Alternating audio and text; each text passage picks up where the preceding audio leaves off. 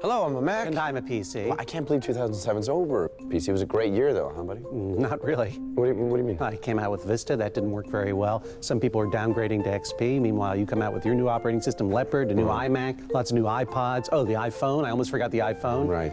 It was a terrible year. But next year, looking forward to the future, 2008 is going to be the year of the PC. That's a great attitude, PC. What do you got planned? What are you going to do? I'm just going to copy everything you did in 2007.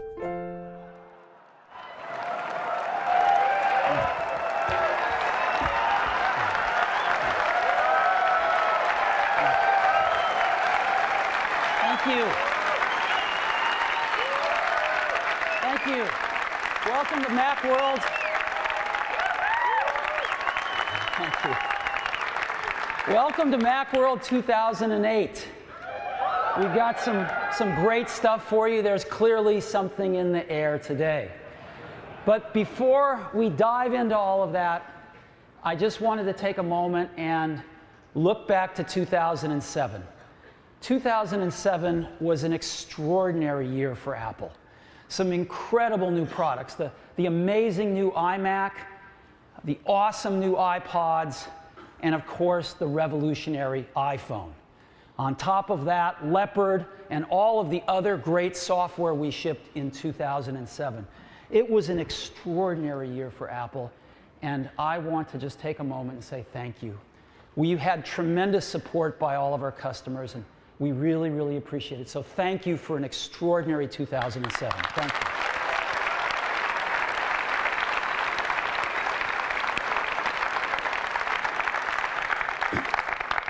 So I've got 4 things I'd like to talk about with you today.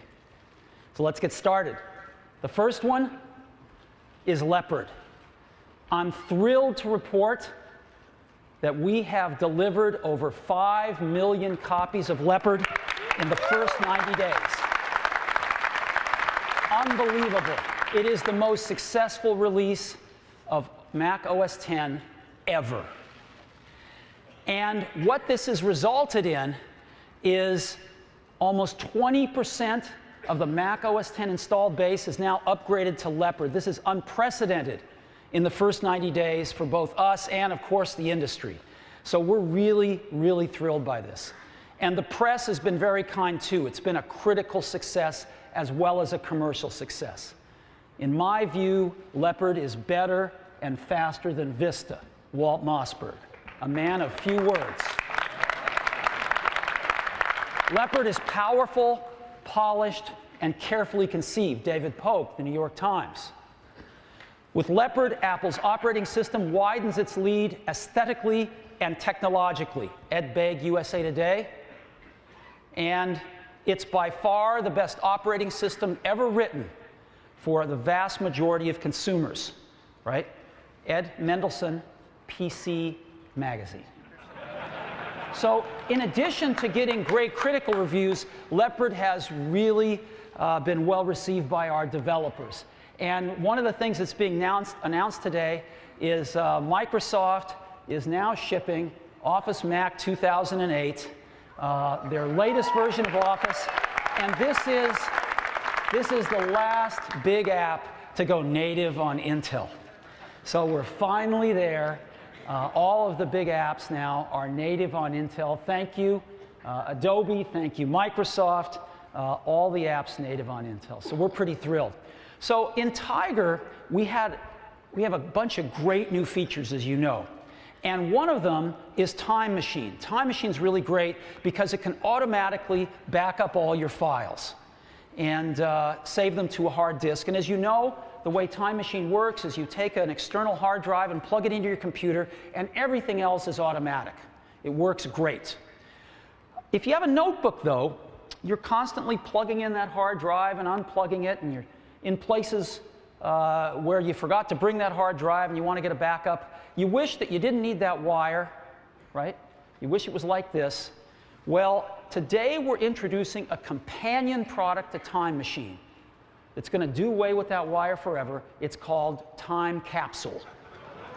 And what it is, it's really clever. It's a backup appliance. And what it has in it is an Airport Extreme base station, a full Airport Extreme base station, and a hard drive. So it's got 802.11n wireless networking, the most advanced Wi-Fi networking available, and it's got a server-grade hard drive in it. So it's very reliable. And these two things together make up Time Capsule. And as you can see, it's a full Airport Extreme base station with all the ports in the back. Really nice. And so you can back up your notebook wirelessly to Time Capsule.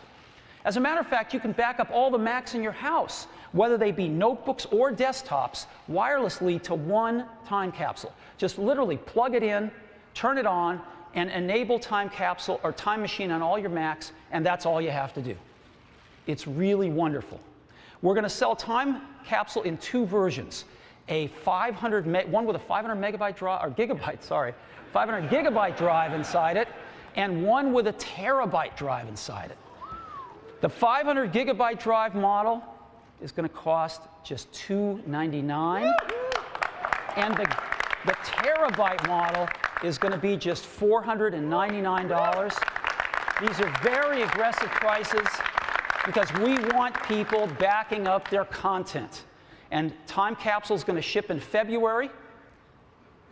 It's the perfect companion product to Time Machine. We've got an ad running on Time Machine. I hope you've seen it, but if you haven't, I'd love to run it for you now.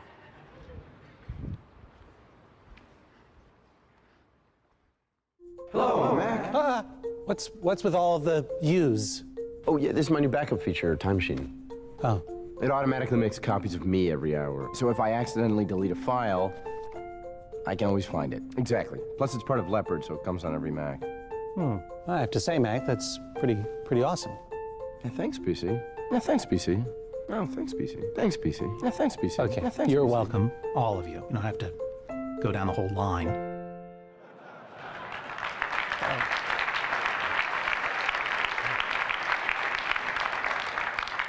So that's Time Capsule, a perfect companion to Leopard, and that's the first thing I wanted to share with you this morning.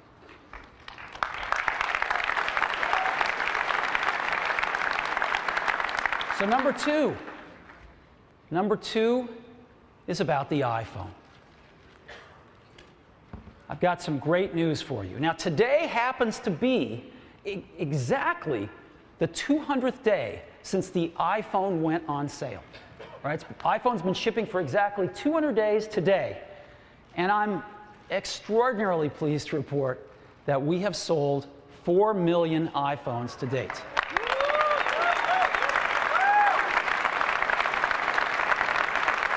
If you divide 4 million by 200 days, that's 20,000 iPhones every day on average. So we're really pleased with this. Now, what does this mean in terms of the overall market? Well, let's take a look at the US smartphone market share that the iPhone has achieved. Now, this is data from Gartner, and the most recent data we can get is really just for the third calendar quarter ending in September. So this is iPhone's first quarter of shipment ever. And so the market share in the US, RIM had the highest market share with 39%, right? They do a great job, highest market share. Next was the iPhone. Its first quarter shipping, it garnered 19.5% market share. Now let's look at number 3, 4, and 5. Palm with 9.8%, Motorola with 7.4%, and Nokia with 1.3%. And then other, the category with everybody else in it, 20.2%. So the iPhone, in its first 90 days of shipping, garnered almost a 20% market share of the US smartphone market. What's equally interesting to this is if you take number 3, 4, and 5, Palm, Motorola, and Nokia together, and you add up their market shares, it was 20.3. We equaled them in the first 90 days of shipment. And we just about equaled other, which is everybody else put together, in our first quarter. And when the numbers come out for the December quarter, we think we're going to have done even better. So this is our first 90 days, 4 million iPhones to date.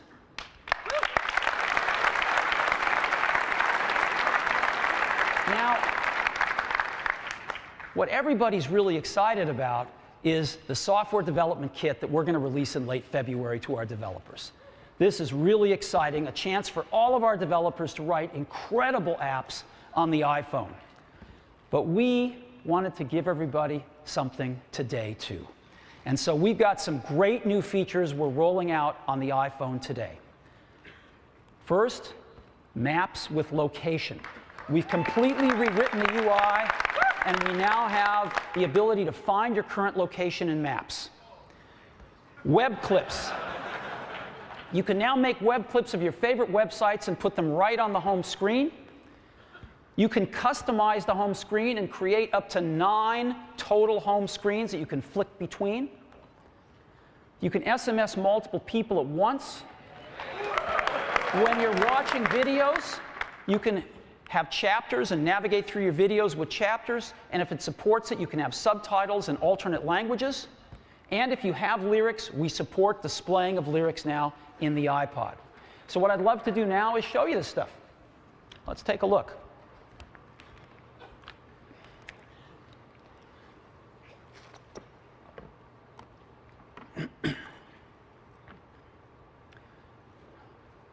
Excuse me. So let's go to Maps. And as you can see, we've got a new user interface for Maps here.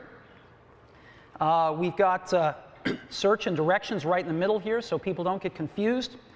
Over on the right side, we've got a little view button, and I can hit that and just curl up the map, and it allows me to see my map and map view, satellite, new hybrid view, which puts them together, list view, show traffic, and we can drop a pin. We'll come back to that later. But this button on the left is really cool. I push it, and it's going to locate. It's going to locate me right on the map. Zoom. And there we are. So this is pretty cool. And I can just flip right into directions now, and it uses my current location as the start. And I could say, well, that's cool. I want to get back to Apple, and just find the route.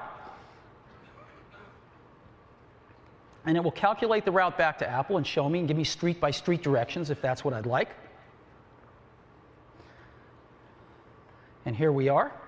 I could say I want to edit that, and what I really want is I know we have an Apple Store nearby here, and I've bookmarked that as well. And so let's calculate the route to that. And here's the Apple Store. So after the keynote, I can wander over to the store. I can drive over to the store. So that's pretty cool. And I can also now drop a pin anywhere I want to and move it around. And let's say when I'm going to the Apple Store, I find a cool little shop over here I want to bookmark. And I can just add this to my bookmarks. I can get directions. I can remove the pin, whatever I want. And I can just keep track of those kinds of locations that I want to go to again. So that is the new Maps. And again, we develop our Maps application in conjunction with Google. They have awesome Maps technology, and we write the front-end apps, and it's a great collaboration, and we love working with those guys. So I want to now SMS more than one person at once. And I'm going to bring up a new message here. And I'm going to just, well, let's say I want to send it to Phil and Scott. Yeah, oops, got to spell his name right. Scott Forstall, and maybe Tim, and maybe Tony Fidel right there. And I could just say hi, and this will actually send a message to him now. And so I'm sending a message to 4 people here, which is kind of nice. But as you know, our SMS client keeps track of the conversations that you're having with these people. And so if I go back now after sending this, it's right here at the top of my list right there, you can see. And if I want to send another SMS to all of these folks with one click of my finger, I've addressed it and I'm ready to go. So it's pretty nice. So that's sending SMSs to more than one person at once. Web clips. Web clips is pretty cool. So I go to my Safari browser. I'm looking at the Apple home screen now. And I'm going to go to Google because they have these really cool apps now that work with the iPhone. And I think I might use them a lot. And here they are coming up now. And what I can do is I now have this plus button right down there at the bottom in the center. And I can just push this plus button. And what's going to happen is, in addition to have add to bookmark, I have add to home screen, and I can mail a link to this page if I want to. So I'll say add to home screen, and it comes up, and I can rename it if I want, and it shows me the icon that I'm going to get. And I say, that's just fine, let's add it. And so now that icon is now added to my home screen. I'm going to go get another one. This one takes a while to load, but it's the New York Times. It's a great website. And we'll just go ahead and wait for it to load here. Because web clips can be more than just a website, they can also remember where I've zoomed and panned to. So on the New York Times, I often like to just look at the front page and look at the technology section here once it loads in. And we'll just scroll down here for a second as it loads in. And we'll zoom up to the technology section. There we go. And that's what I want to see. And we'll just go ahead and say add this to the home screen. And we'll get rid of the whole New York Times and just put NYT, because that takes up a little less room. And we'll add it. And now I've got a New York Times right here, right? And I just touch these and I go right back to those websites, which is really cool. Now, I may want to customize my home screen. And so what I can do is just touch any icon for a few seconds, and they all start to jiggle. They all get a little restless. And I can do whatever I want. I can take something out of the dock if I want. I only have 3 things in the dock. I can say, I'm going to use these Google apps a lot. I'm going to put them right in the dock there. I'm going to take my New York Times and just slide it over to the right of the screen, and it goes to another page that I've made with all my other web clips on it. And when I'm done, well, I can go back here if I want, and I can just move stocks down here, and I can move my calendar over here, whatever I want to do. And I just push home, and I'm done. And now my icons have been rearranged, and I can go see some of these other web clips. I can just push Bank of America. They have a great mobile banking app here, and I just go right to it. It's that simple. And I can create up to 9 of these home screens and just literally flick between them with a flick of my finger. So there you have it.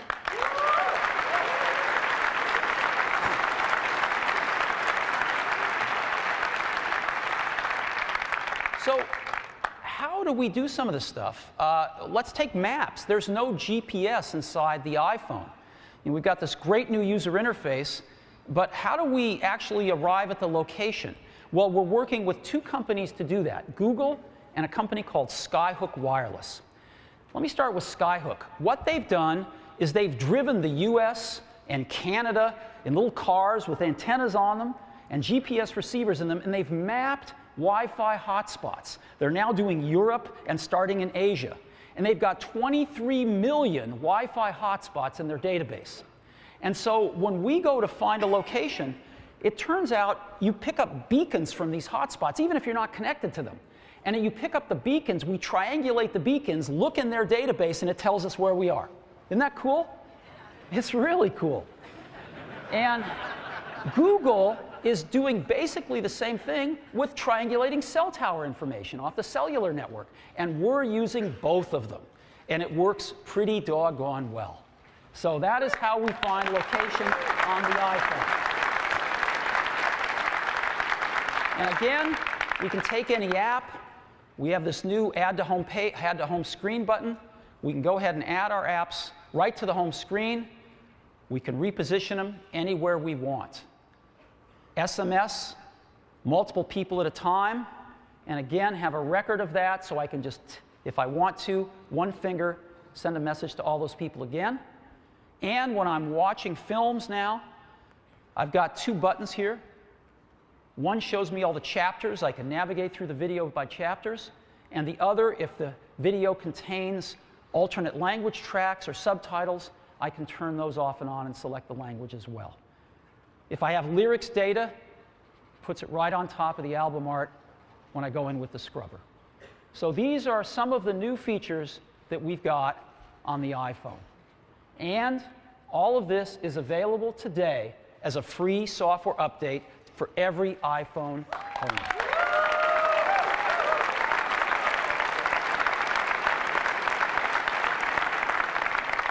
The iPhone is not standing still. We keep making it better and better and better and giving free software updates to our users. So, that's the iPhone. What about the iPod Touch? You know, they do have the same software system inside. What can we do for the iPod Touch today? Well, we're doing something pretty big. We've decided to add 5 apps to the iPod Touch. We're going to add our amazing Mail app, our Maps app, which you just saw, Stocks, Notes, and Weather. And this is what it's going to look like for the iPod Touch. Mail, Stocks, Notes, and Weather. Maps with Wi-Fi location, because the iPod Touch has Wi-Fi. So whenever we can pick up those Wi-Fi beacons, we can use Skyhook to find the location, even on an iPod Touch that doesn't have a cellular radio in it. Web clips, customize the home screens, the same stuff we just heard on iPhone, on the iPod Touch. And starting today, we are going to build it into every new iPod Touch that leaves the factory. And for existing iPod Touch users, it's going to be just a $20 upgrade. And you get all these new features. And available today on iTunes. So you can just go to iTunes, plug in your iPod Touch. You'll see a page just like this, and with one button, you can download this entire software update to your iPod Touch. And so the iPod Touch and the iPhone, major software updates to each one. And that was the second thing I wanted to talk about today.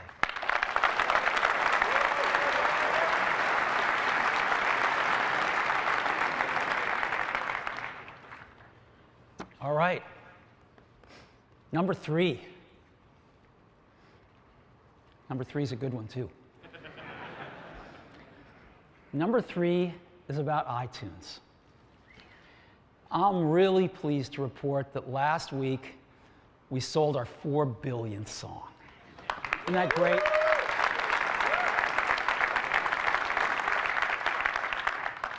$4 billion songs. You know, on Christmas Day, we set a new record. We sold 20 million songs in one day on Christmas Day. Isn't that amazing? 20 million songs in one day. That's our new one-day record. On iTunes, we've also sold 125 million TV shows. That's way more than everyone else put together, selling TV shows online. And we've sold 7 million movies. Again, that's more than everyone else put together, but it did not meet our expectations, I have to tell you. And so we've looked at this a lot, and we think there's a better way to deliver movie content through iTunes over the internet to our customers. And so today, we're introducing iTunes Movie Rentals. Now,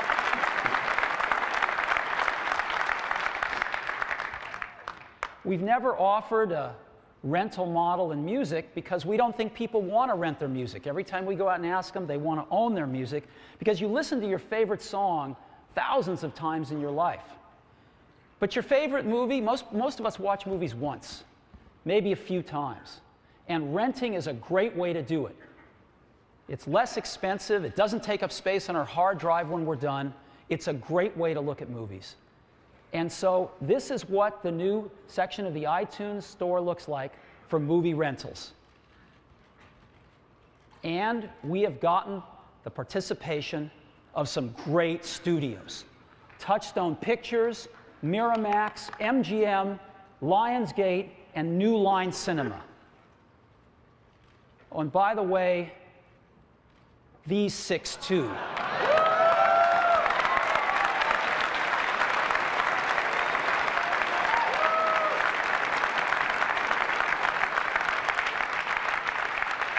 Twentieth Century Fox, Warner Brothers, Walt Disney, Paramount, Universal, and Sony Pictures. We have every major studio supporting us with iTunes Movie Rentals. And we're going to have all the great first-run films. You know, all the films of this year that are now out on DVD, Just really, really great films. I'm sure you saw a lot of these in the theater. That's a particular favorite of mine. We've also got great library titles. Hunt for Red October, Matrix, Jerry Maguire, Austin Powers. Lots of library titles, and all of the great new titles this last year. Here's a great example I wanted to highlight. This film, I didn't happen to see this film. I'm sure most of us didn't. But you know, this film got a 95% on the tomato meter at Rotten Tomatoes, which is the best review site out there. And now we have a chance to see these kinds of films and have them brought into our consciousness that we might not normally have had the opportunity to see. And all the great films of the year on iTunes Movie Rentals. Now, so what's the deal? Here's the deal. We're going to launch with over 1,000 films by the end of February. 1,000 films by the end of February. And we're going to have films from the studios 30 days after their DVD release. You can watch them anywhere. You can watch them on your Macs, watch them on your PCs, watch them on all current generation iPods, watch them on your iPhone. You can watch them instantly. When you say rent, if you have a modern broadband connection, you'll be able to watch them in less than 30 seconds. What are the rules? When you rent a movie, you have 30 days to start watching it. And after you start watching it, you have 24 hours to finish watching it. You can watch it as many times as you want within 24 hours. So 30 days to start, and after you start, you have 24 hours to finish. And you can actually transfer the films to another device in the middle of watching them. So you could watch the first half on your computer, realize you've got a flight to catch, transfer the film to your iPod, and watch it, the rest of it on the iPod on the airplane if you'd like. So you can move the films around to different devices. What are they going to cost? To rent a library title is going to cost just $2.99. To rent a new release, $3.99.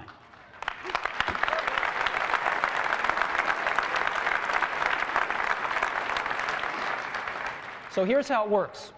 I'm on iTunes, I'm looking at a movie I might like to rent.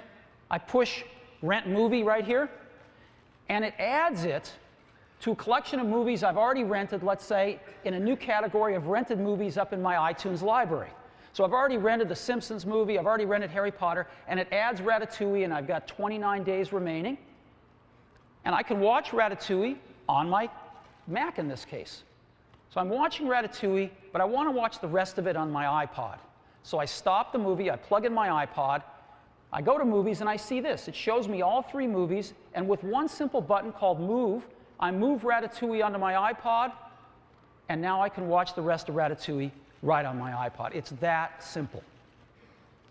iTunes Movie Rentals launches today. It's a free software update.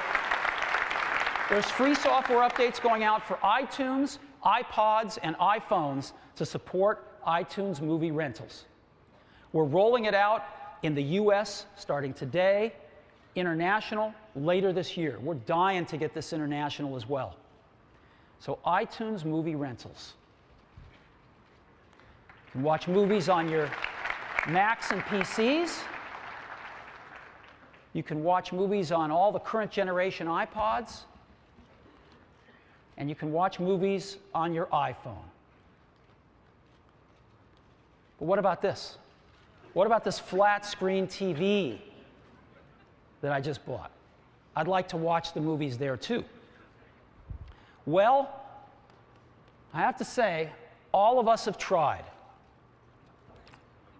We have Microsoft, Amazon, TiVo, Vudu, Netflix, Blockbuster. We've all tried to figure out how to get movies over the internet and onto a widescreen TV. And you know what? We've all missed. No one has succeeded yet. We tried with Apple TV. And Apple TV was designed to be an accessory for iTunes and your computer. That's not what people wanted. We learned that what people really wanted was about movies, movies, movies. And we weren't delivering that. So we're back with Apple TV Take 2. It still syncs beautifully to your computer if you want, but no computer is required to use Apple TV Take 2. So, here's what you can do with Apple TV. You can rent movies directly on your widescreen TV. You don't have to rent them on a computer and move them over. You can rent them directly on your widescreen TV with Apple TV. And you can rent them in DVD quality, and you can rent them in HD with full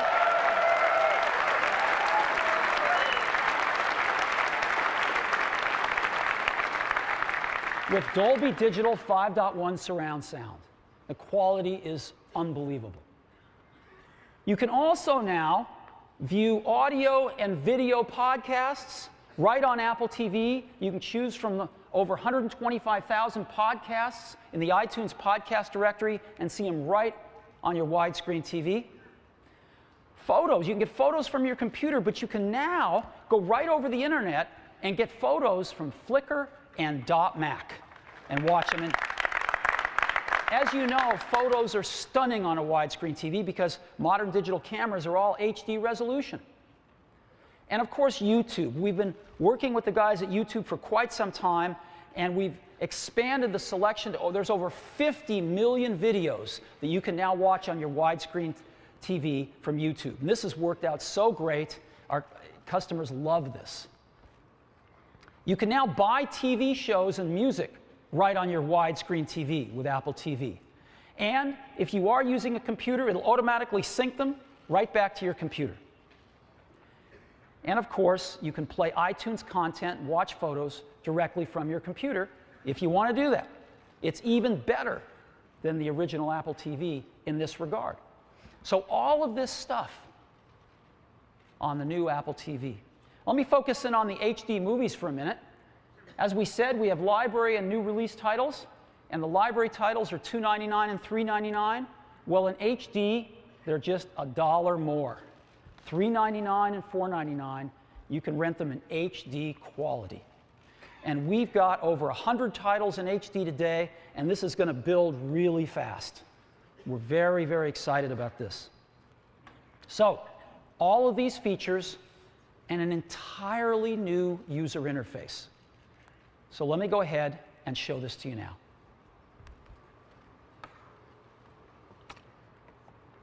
This is the new interface for Apple TV. It's got one menu. It pops up in the center: movies, TV shows, music, podcasts, photos, YouTube, and settings. It couldn't be simpler. And so let's go into movies. We'll go into top movies here. And this is what the main movie rental screen looks like. The whole thing is centered around the movie rental experience. So I've got some bricks at the top. I can go into comedy classics and look at comedy classics, peruse them if I'd like to. Family gems. Star Trek. I love the old Star Trek movies. But let me go down and actually pick a movie. Let's take a look at Blades of Glory, right? Fun movie. And so, as you can see, I can read a little bit about the movie. I can see the actors, the directors.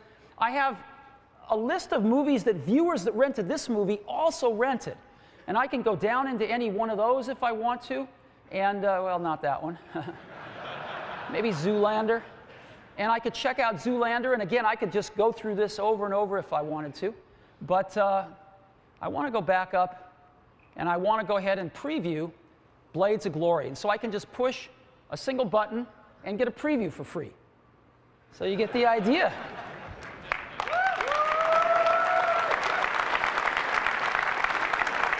It's very strong. It's very strong. So let's go to genres here. We've got all sorts of genres, G and PG and drama and romance and sci-fi, just to see a few of these things. We even got a Western. And I just want to go ahead and show you what search is like, too.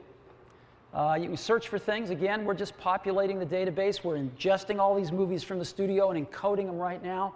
And it's pretty great. So I want to find Shakespeare in Love. Again, it's real fast live search. There it is right there. Just go down to it. Boom. And there's Shakespeare in Love. Preview or to rent. So it's that simple.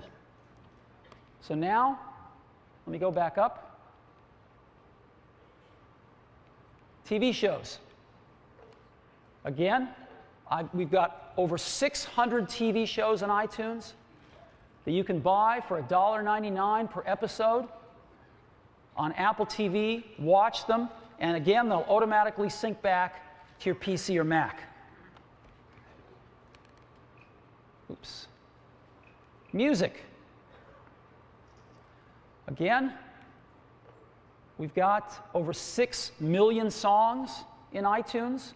You can buy any of them right on your widescreen TV. Let me go ahead and let's go ahead and search for something here. And I'm going to search for a Linkin Park music video. So there they are right there. I can just go over to Linkin Park. And here's a music video I could also buy. Let's preview it. Incredible! So let me go to photos now. I don't know if we can top that one. But let me go to .mac. And again, this is all live. You can go to your own sites or other people's sites. You can set these things up as screensavers or just look at the photos. So let's go to Belize Vacation here. This is, again, streaming.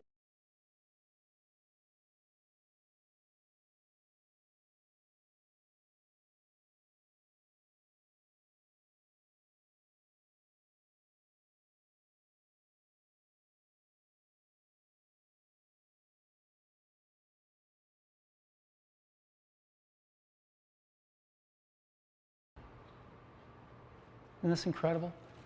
On .mac, we also have movies. And I want to play you a movie. You know, this is some footage that was taken by one of our iMovie guys, the chief architect of iMovie, on one of his vacations. It caused him to want to create iMovie. And he created iMovie, and he edited this on iMovie. And with one click, puts it up on the .mac web gallery. And now here we are with our new Apple TV, watching it on a very widescreen TV.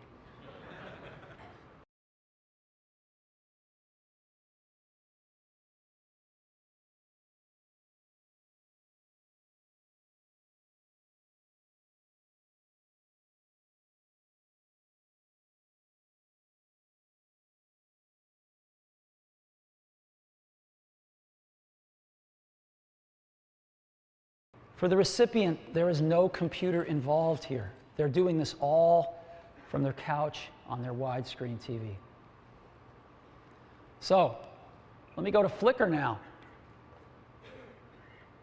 This is Flickr Live, right from their servers. So I'm going to go to Love to Hike 78. Go in there. And you know, I could show you all the photos from Love to Hike 78, but I'm going to do something even more fun. I'm going to go to Love to Hike 78's contacts. These are Love to Hike 78's friends, right? So I'm not even looking at their videos. I'm looking at their friends' photos here. And I'm going to go to Hero552, whoever that is. And I'm going to play some photos from the boating trip.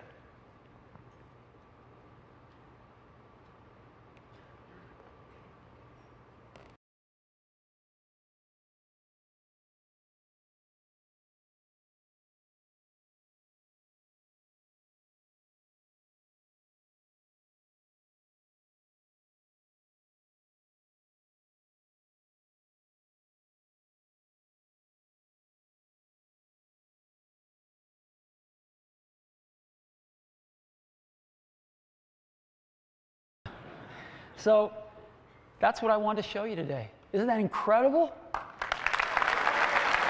This is all from your widescreen TV.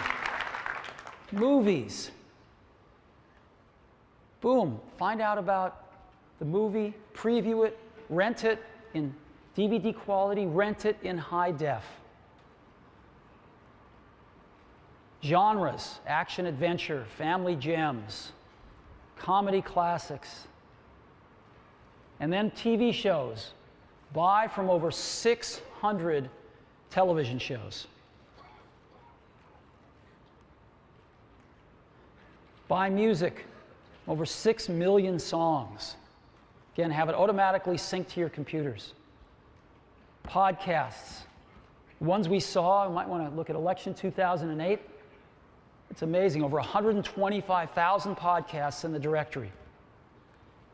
And photos from .Mac, as we saw, and when they're serving up photos, Flickr. So we're really excited about this. And again, over 50 million video streams from YouTube. So this is where we're at with Apple TV. I think it's a revolution. And certainly we've made some progress since our first try. Apple TV, the new software, is a free software upgrade to every Apple TV owner.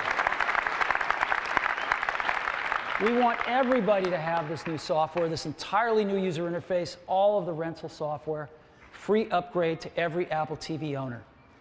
Now, given the fact that we've got all new software and that we've got the support and participation from every major studio, we want to make Apple TV even more accessible. Right now, it sells for $299, but not anymore. The new price of Apple TV starting today is just $229.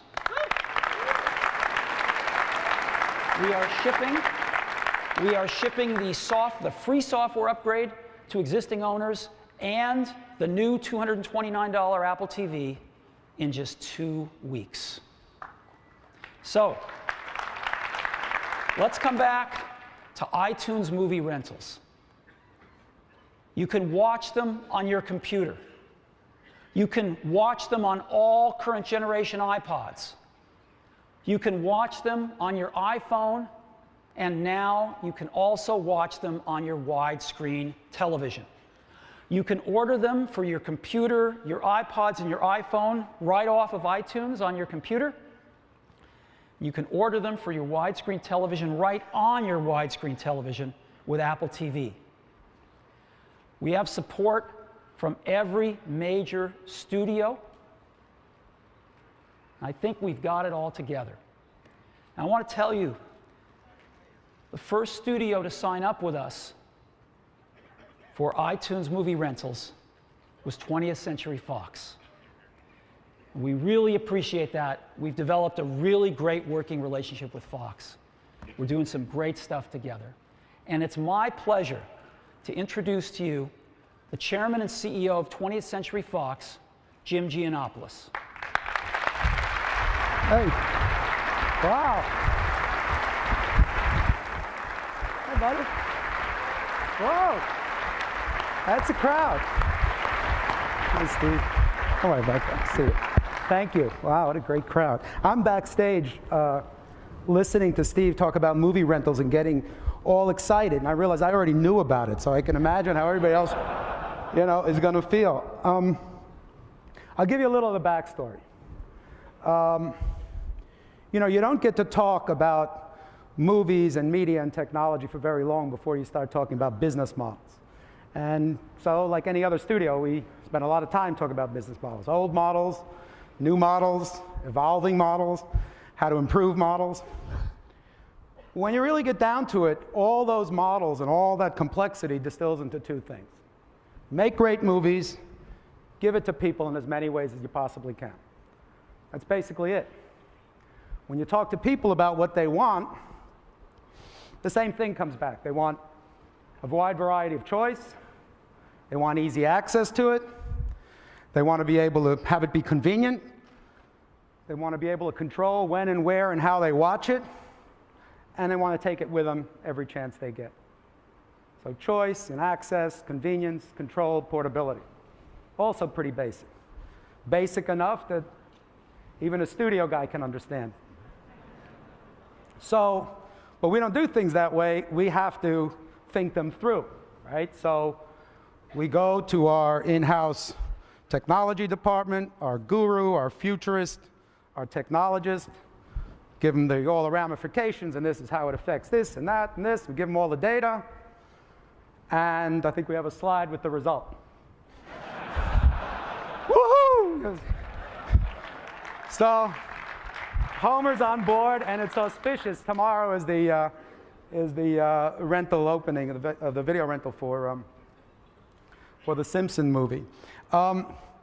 Actually, the real backstory is that when Steve came to us with this idea, it was a no-brainer. It was just the most exciting, coolest thing we'd ever heard.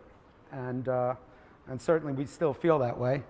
You know, VOD, video rentals, are not a new thing. You know, they're certainly available in other ways. They'll continue to be. People may make those choices.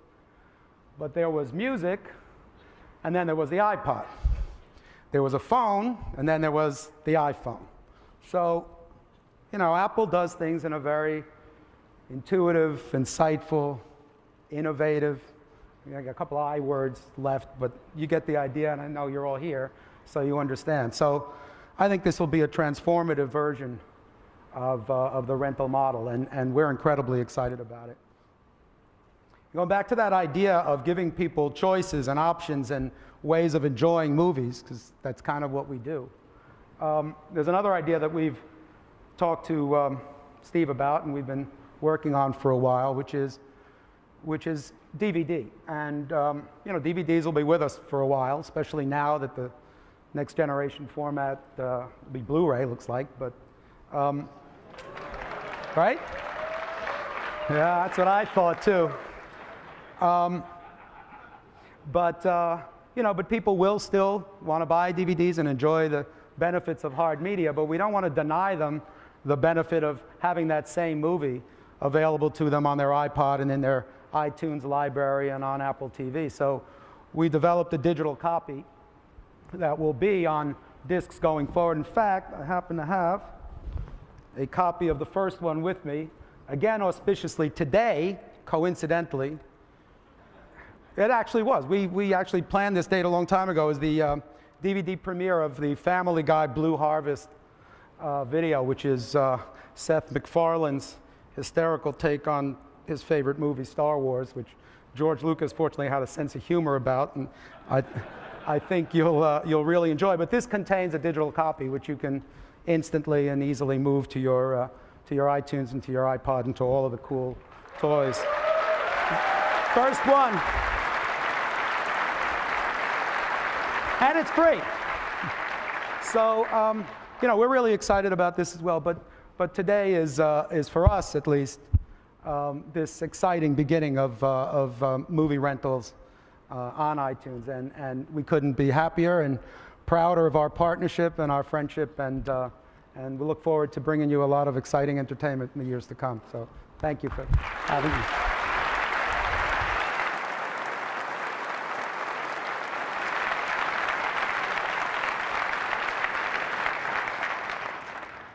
Thank you, Jim. Well, iTunes movie rentals. That's the third thing we wanted to talk about today. Very excited about it. So that brings us to number 4. There's something in the air. What is it? Well, as you know, Apple makes the best notebooks on the planet. The MacBook and the MacBook Pro. These are the standards in the industry by which competitive products are judged. Well, today, we're introducing a third kind of notebook. It's called the MacBook Air. Now, what is the MacBook Air? In a sentence, it's the world's thinnest notebook. So, what does that mean? Well, we went out and looked at all the thin notebooks out there. Most people think of these, the Sony TZ series. They're good notebooks, and they're thin. Right? This is what they look like. Side view there. We looked at all of them out there and kind of tried to distill the best of the breed of all of them. And, you know, they generally weigh about 3 pounds. They're, in this case, in the Sony's case, they're about 0.8 inches to 1.2 inches thin. They're wedge shape. This is quite representative. They compromise, though, to get the weight down on things like the display. They have an 11 or 12-inch display, most of them an 11. They also compromise on the keyboard.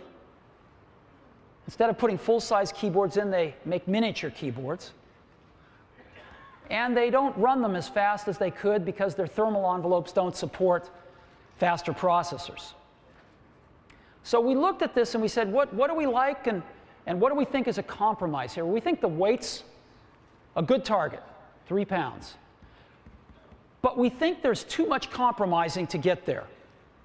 Too much compromising on thickness, too much compromising on less than a full-size display, less than a full-size keyboard, and we think you could put even more performance in one of these products.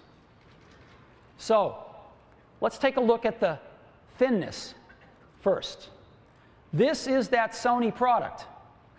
Again, one of the best in the field. 1.2 inches down to 0.8 inches. This is the MacBook Air.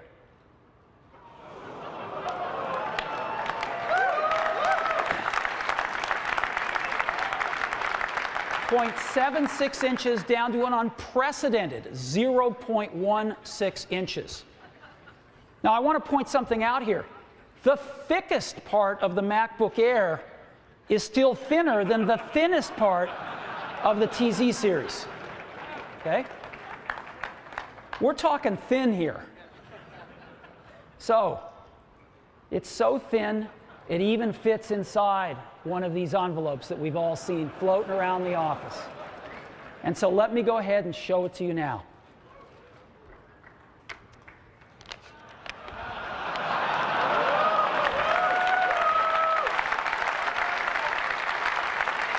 This is it. Let me take it out here.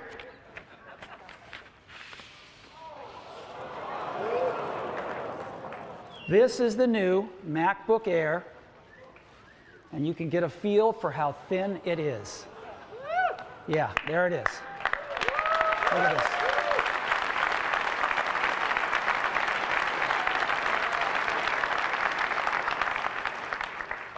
All right. Amazing product here. Full-size keyboard, full-size display. And this is what it looks like. Isn't that amazing?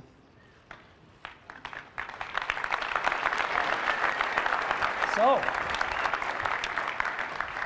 let's go explore this in more detail. So again, it fits inside one of these envelopes. It's that small. This is what it looks like. Isn't that incredible? It's the world's thinnest notebook. You open it up. It's got a magnetic latch, so there's no hooks or things to catch on your clothing.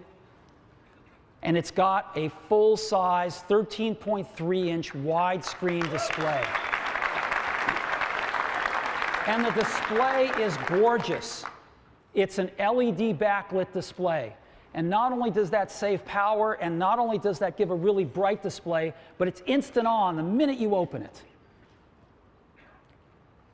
On top of the display is a built-in iSight camera for video conferencing right out of the box.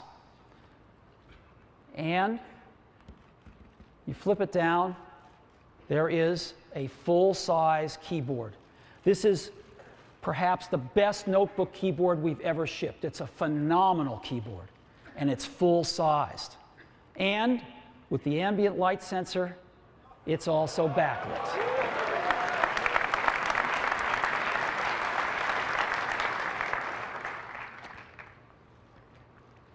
We've got a very generous trackpad, which is great. we've also built in multi-touch gesture support.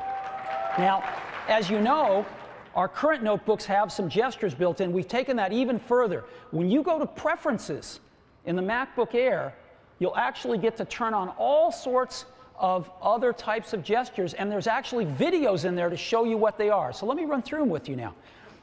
You can double tap, and instead of moving the cursor around, you can move a whole window around, right? Just a nice time saver. So that's great. Here's another one. When you're in a photo, a large photo, you want to pan around. You can pan around with just 2 fingers like this. Another nice time saver. You want to rotate a photo. This works in iPhoto and all the other photo apps. Just rotate like this. Again, we've taken some of these things we learned in the iPhone, and now we're putting them in our notebook computers. Here's another one. If you want to go between photographs, next photo, just take 3 fingers and pan right. Previous photo, pan left. And you want to zoom, you can pinch in and out. Right? Isn't that great? So,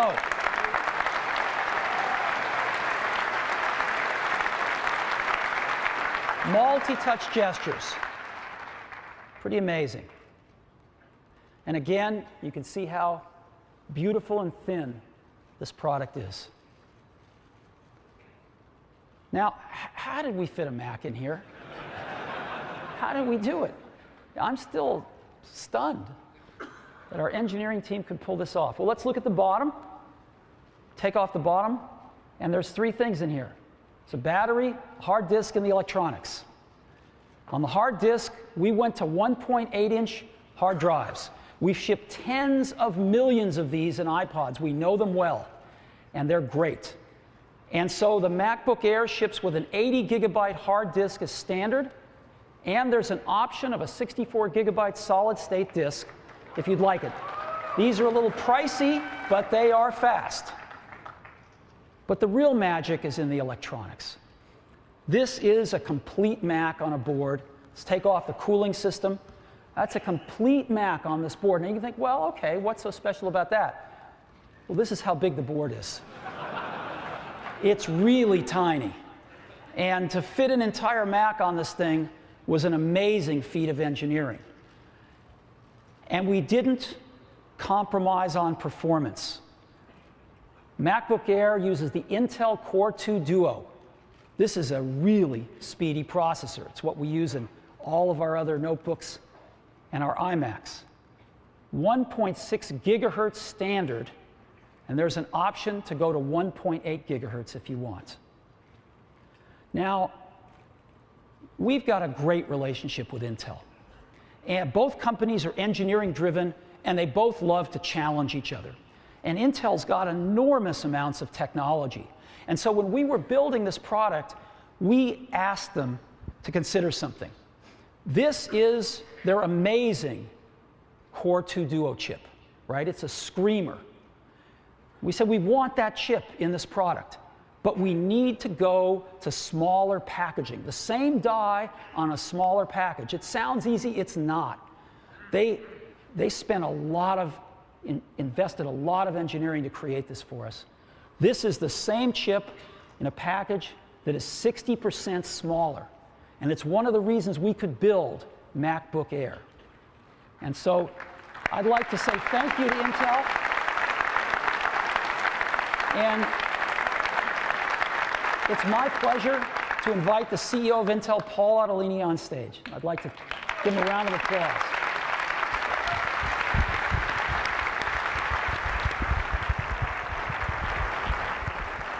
Hi, Steve. Pleasure. You know, Steve, about a year ago, you asked us to challenge us to try and get the world's best microprocessor into this impossibly thin machine. I brought one with us today.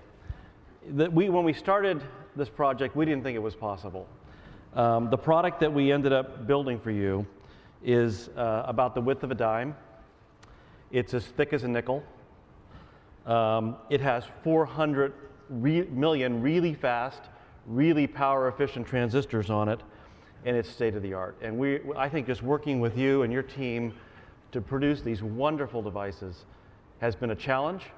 There are times when we sweated over it, but at the end of the day, we did what we do best together, which is innovate. Yep. And I want to thank you and your team for allowing us the opportunity to innovate with you. Well, thank and let me you. give you this as a souvenir. All right.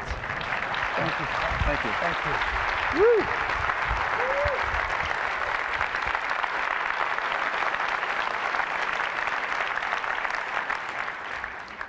This is awesome technology. Thank you, Paul, and thank you, Intel. So, that's the electronics. That's how we fit a Mac inside the world's thinnest notebook. So let's take a look at some of the other features. On one of the sides, we've got a MagSafe connector. We've got a smaller 45-watt power adapter that also comes with the MacBook Air. On the other side, we've got a flip-down door that exposes USB 2 port, a micro DVI connector with digital and analog video, and a headphone jack. And maybe most importantly, we've built in the most advanced wireless networking technology, 802.11n, right into MacBook Air, along with Bluetooth 2.1 plus EDR. So the latest and greatest in wireless technology. The MacBook Air was built to be a wireless machine. Now, no matter how hard you look, one thing you're not going to find in a MacBook Air is an optical drive. If you really want one, we've built one. You can buy this accessory that was made for the MacBook Air. It's powered off the USB port of the MacBook Air, and it costs just $99, and it's very compact. You can take it with you wherever you go with your MacBook Air. But you know what? We don't think most users are going to miss the optical drive. We don't think they're going to need an optical drive. Because again, the MacBook Air was built to be a wireless machine. So what do we normally do with optical drives? We play movies, right? We install software. We make backups. And we burn music CDs sometimes, for our cars usually. Well, guess what? We have a much better way to get movies onto our computers now. We can wirelessly rent them from iTunes movie rentals right on our MacBook Air. We have a much better way than burning CDs for our car. Most of us have iPods in our cars now. For making backups, we now have Time Machine and Time Capsule to wirelessly back up our notebooks. What about installing software? Well, we're going to do that wirelessly too. We've innovated in a way only Apple can to give a comprehensive solution to this problem. We have a new feature on MacBook Air built right into the operating system called Remote Disk. And so when you go to the Finder in MacBook Air, you will see in the left-hand column something called Remote Disk. And Remote Disk, when you click on it, will show you all those Macs or PCs in your vicinity that have some special software loaded on them that comes on the disk of MacBook Air, Mac version and a Windows version. And you can pick one of those machines and ask to borrow its optical drive. And when you do, that machine will get a request. They can accept it. That's what it looks like on Windows. And so once they've accepted it, you see what's in their optical drive. And you have Mac installer disks inside a Windows PC. A PC can read a Mac disk with this special software and send it wirelessly over to your MacBook Air. And you click on it, and it's just as if you had a local optical drive. And you can install your software. It's amazing. So, Remote Disk, that's how we're going to install software. Wirelessly. We go from this to this. And we don't think users are going to miss that. So MacBook Air, this amazing notebook. We also didn't want to compromise on battery life. And so MacBook Air, when you're doing email, you're browsing the web, wireless networking's turned on, 5 hours of battery life in that tiny little portable. A lot of the other ultra-thin notebooks get an hour and a half of battery life. This is phenomenal battery life without having to put a big giant external battery on it like some of them do. So, what are the features? 3 pounds.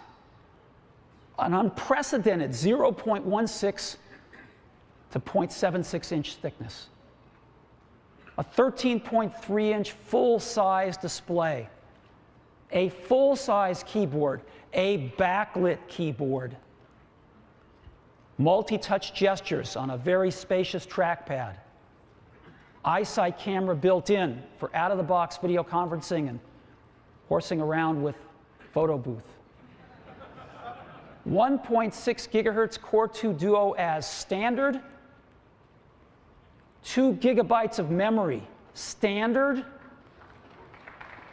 an 80 gig hard drive standard, with an option to go to a 64 gigabyte solid state drive, 802.11n Wi-Fi standard, Bluetooth 2.1 EDR standard, and of course our MagSafe connector. And all of these features and more in the thinnest notebook in the world, and we are pricing this notebook at just $17.99.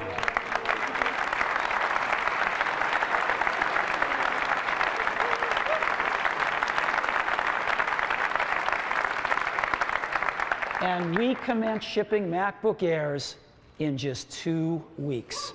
We're starting to take orders today. Pre-order on the online store if you'd like. We'll be shipping in 2 weeks. So, this is what the shipping box looks like. So the thinnest notebook in the world, it's just amazing. And we made an ad that we're going to start running. If you'd like, I'll show it to you. You want to see it? Okay, go ahead and run the ad.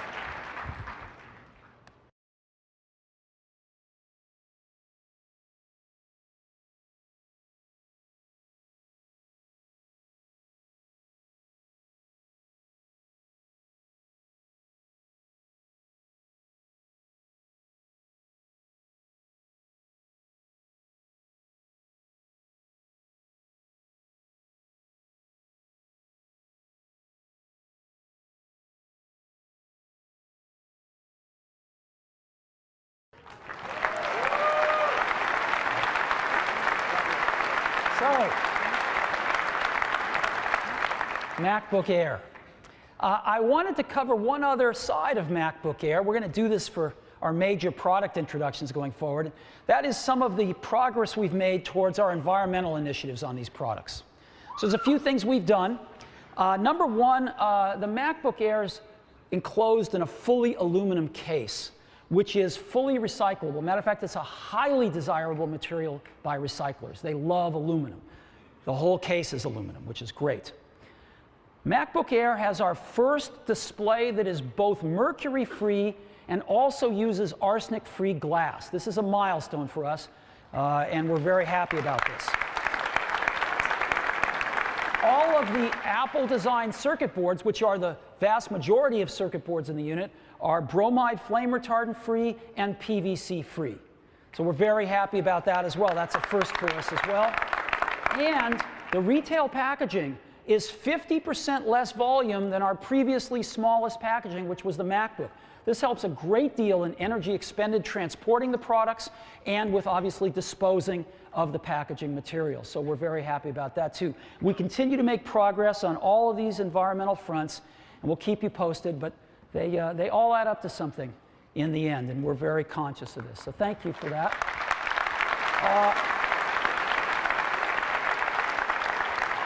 So MacBook Air, the thinnest notebook in the world. And it joins our other two great notebook families, the MacBook and the MacBook Pro, the best notebooks in the industry. So that is the fourth thing that I wanted to talk about with you today. Thank you. So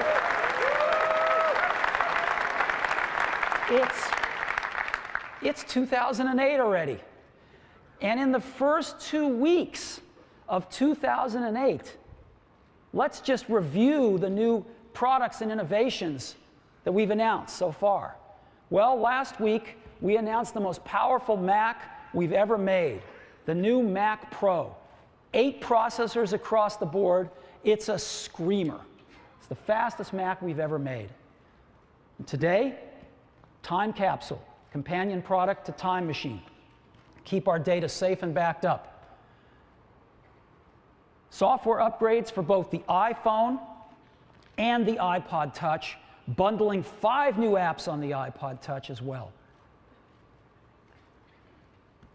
iTunes Movie Rentals, a whole new way to enjoy movies on your computers, on your iPods, on your iPhone, and a completely reinvented Apple TV where you can order movies right on your widescreen TV, standard DVD quality or high def.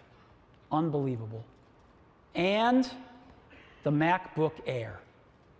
All of this in the first 2 weeks. And we got 50 more weeks to go. So we're pretty excited.